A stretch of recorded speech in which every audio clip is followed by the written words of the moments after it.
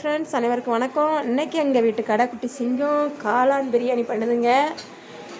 பாருங்கள், பெரிய வெங்காயம் தாளிச்சிட்ருக்காருங்க. அடுத்து டொமேட்டோ ஆட் பண்ணுறாருங்க.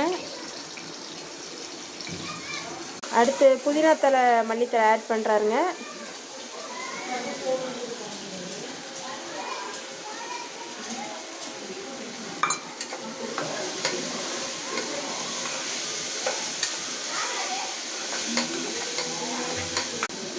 இஞ்சி பூண்டு பேஸ்ட் ஆட் பண்ணுறாருங்க. அடுத்து காளான் ஆட் பண்ணுறாருங்க.